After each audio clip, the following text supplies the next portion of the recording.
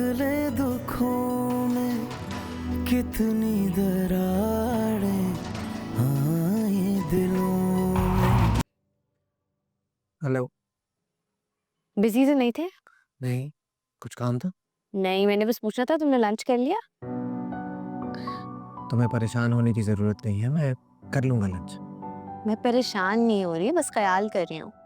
कल से कुछ ज्यादा परेशान नहीं होने लग गई तुम मेरे लिए। अब तुम थोड़ी पढ़ाई कर लो। अजीब आदमी हो यार।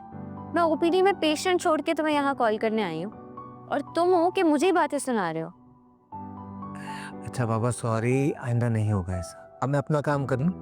हाँ तो मैंने कौन सा तुम्हारे हाथ पकड़े हुए हैं? कश्यप ये ऑफिस है, मुझे काम करना है, प्लीज फोन रख दो। अच्छा ठीक है, रख रही हूँ, बट प्लीज कुछ खा लेना। अच्छा हाँ खा लो। अच्छा सुनो, I love you. Okay bye.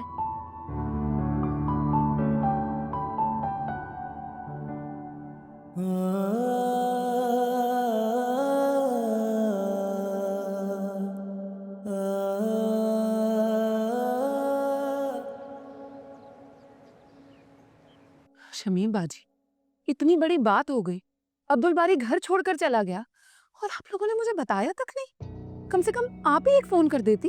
अरे कैसे करती फोन? अब्बा जी की हालत देखी है तुमने?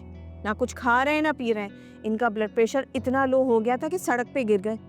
वो तो शुक्र है मोहल्ले वालों का कि वो सहारा देकर इन्हें घर ले आए। कितने दुख की बात है ये कि सगे बेटे के होते हुए बाप गैरों के सहारे का मोहताज हो गया। अरे बेटा अगर जन मुरीद हो जाए ना तो माँ बाप इसी तरह ख्वार हो जाते हैं। अब्बा जी छोड़े, अपने दिल को मजबूत करें। अरे आजकल के बेटे किसी काम नहीं आते। आप परेशान क्यों होते हैं? हम दोनों हैं ना आपके पास। और आज के दौर में ना बेटियां बेटों से कम नहीं है। क्यों शमीम बाजी? और नहीं तो क्या। अरे अब्बा जी को यही तो समझा रही हूँ, जिसने जाना है वो जाएगा, चाहे आप लाख उसे सर आंखों पर बिठा लें। और जिसने नहीं जाना होगा आप उसे 10 जूते मारे वो फिर भी नहीं जाएगा। और अब्दुल बारी के साथ कौन सी अनहोनी हो गई? अरे भाई शादी से पहले भी मैं उसे रोकती टोकती थी ना, तब तो उसे बुरा नहीं लगता था। अब ऐसा क्या हो गया? बीवी के आते ही उसने अपनी आंखें माथे पे रख ली। तुम दोनों यहाँ से चली जाओ।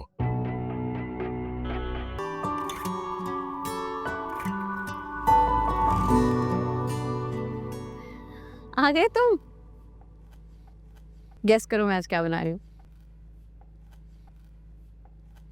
तुम्हारी फेवरेट डिश प्रॉन कढ़ाई। तुम्हें पसंद है ना?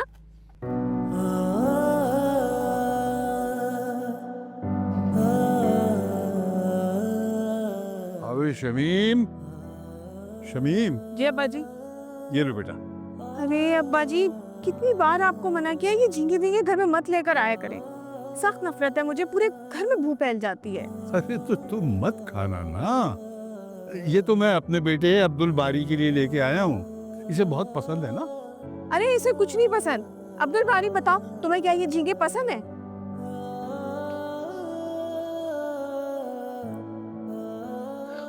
नहीं है बाजी, नहीं पसंद।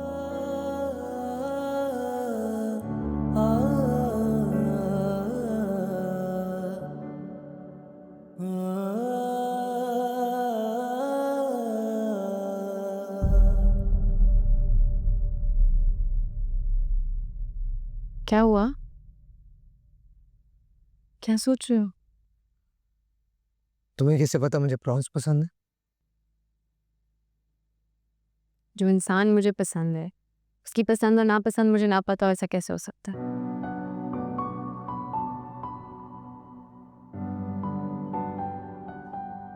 मैं जिस होप अच्छी बनी हो, मैंने बड़ी मेहनत की है। अल्लाह करे कोई गड़बड़ ना हुई हो।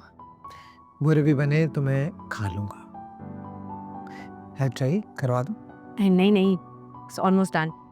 तुम जाके जल्दी से चेंज कर लो, मैं खाना लगाती हूँ।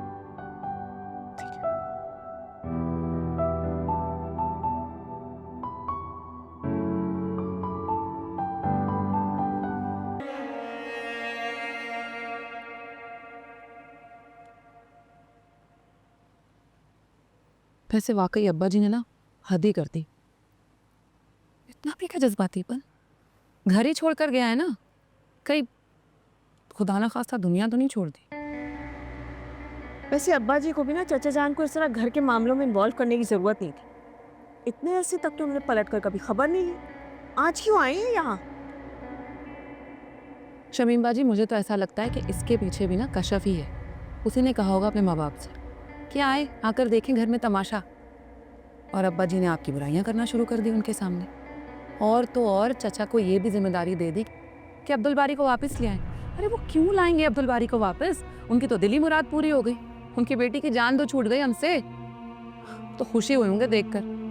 आप नहीं थी वहां पर, मैंने देखा चची का चेहरा, इस कदर खुश थी कि मैं बता नहीं सकती। उनका तो कलेजा ठंडा हो गया होगा ये देखकर कि आपके और अब्बा जी के बीच में फूट पड़ गई है।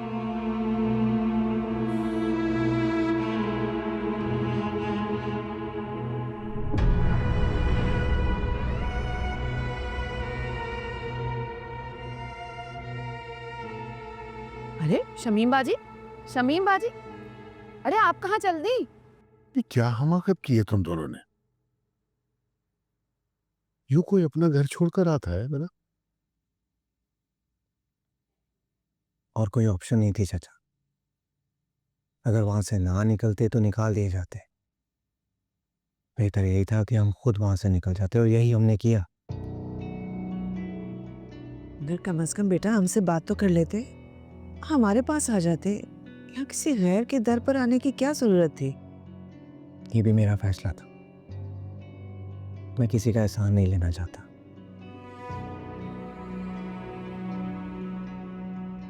जब मेरे अपने बाप के घर मेरे लिए जगह तंग पड़ गई तो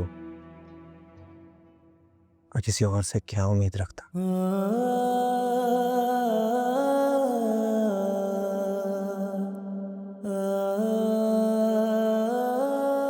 अब्बा जी, आपने चचा को यहाँ क्यों बुलाया था? मेरी भी इज्जती करने के लिए या इस घर का तमाशा उन्हें दिखाने के लिए? अरे अपना तमाशा तो तुम खुद बना रही हो शमीम।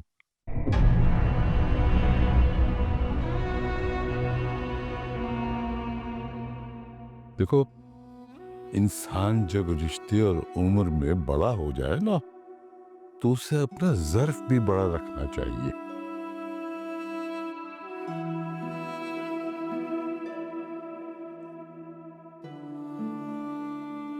और जब ऐसा होता है ना, तो इंसान अर्श से फर्श पे आ गिरता है।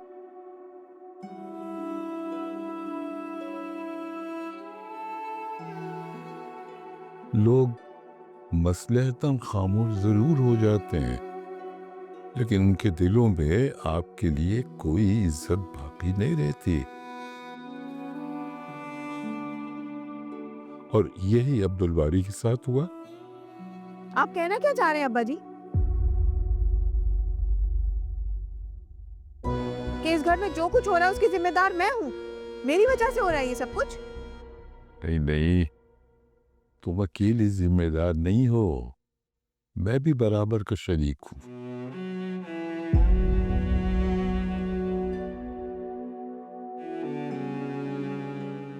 लेकिन मुझे अपनी गलती का एहसास हो चुका है, लेकिन तुम्हें अब भी इसका एहसास नहीं हुआ है शमीम।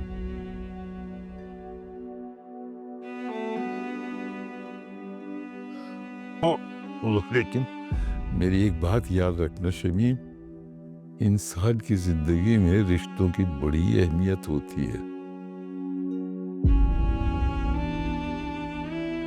मेरी जिंदगी तो पता नहीं कब तक है, लेकिन अगर तुमने अपने भाई और बहन से बना के न रखी, तो एक दिन बिल्कुल अकेली रह जाओगी।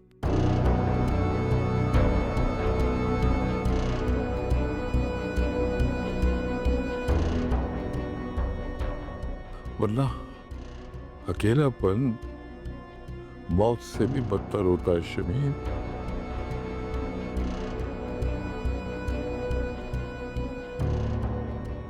अभी भी वक्त है, सुधर जाओ, वरना बहुत पछताओगी तुम, बहुत पछताओगी शमीम। नहीं अब्बा जी, मैं बिल्कुल नहीं पछताऊंगी। इस तरह के खोखले रिश्ते निभाने से बेहतर है कि इंसान अकेला रहे।